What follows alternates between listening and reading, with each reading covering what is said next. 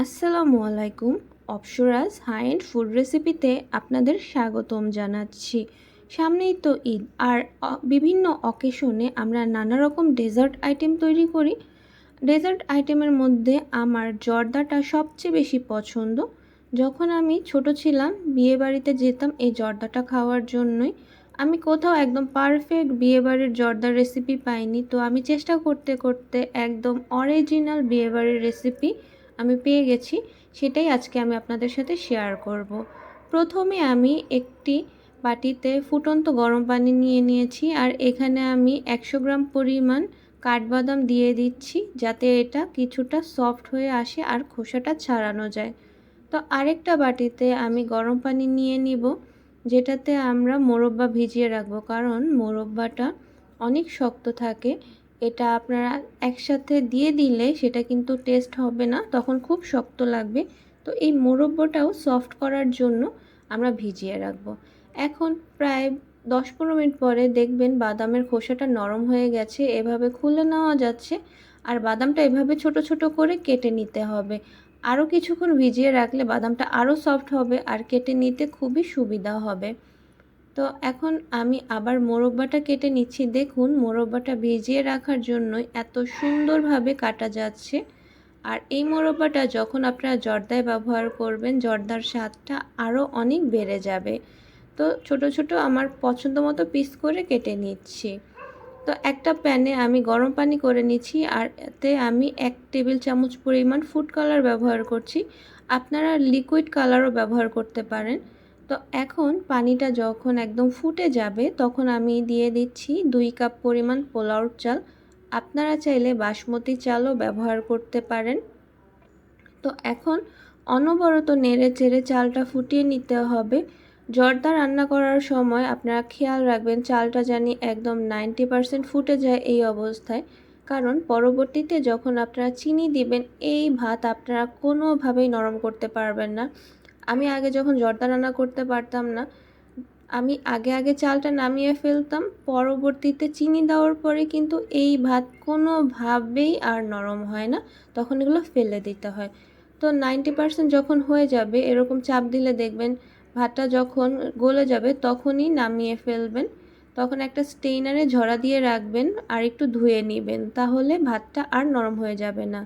আরেকটা প্যানে আমি দিয়ে দিচ্ছি 2 টেবিল চামচ পরিমাণ সয়াবিন তেল। আপনারা চাইলে বাটার বা ঘিও দিতে পারেন। তো আমি সেটা স্কিপ করছি, কারণ আমার বাসায় ঘিটা একটু কম খায়।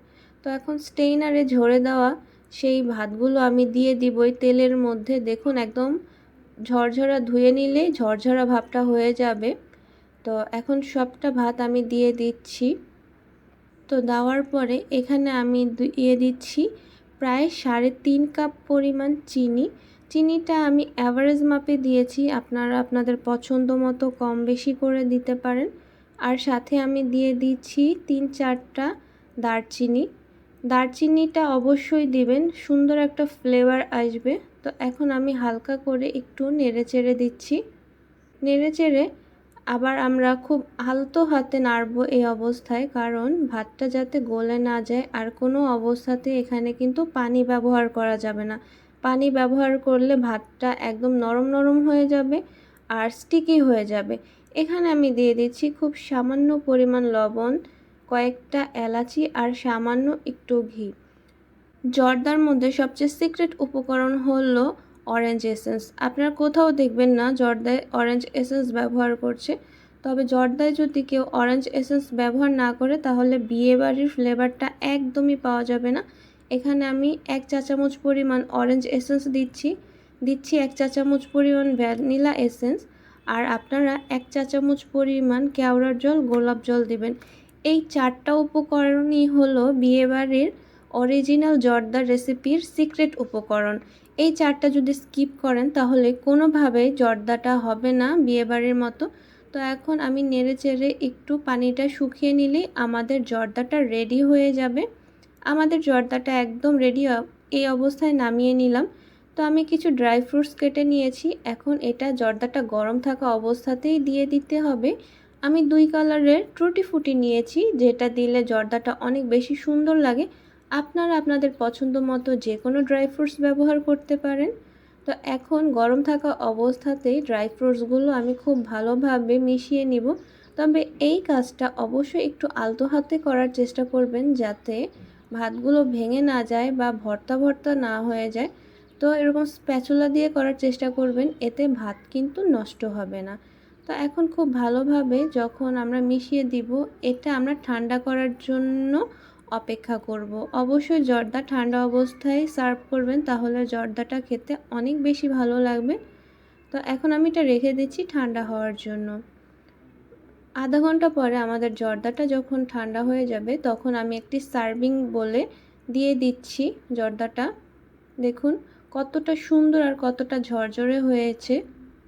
আপনারা যদি এই রেসিপিটা পুরোটা ফলো করেন, তাহলে অবশ্যই বিয়েবাড়ির স্বাদের একটি জর্দা আপনারা খেতে পারবেন।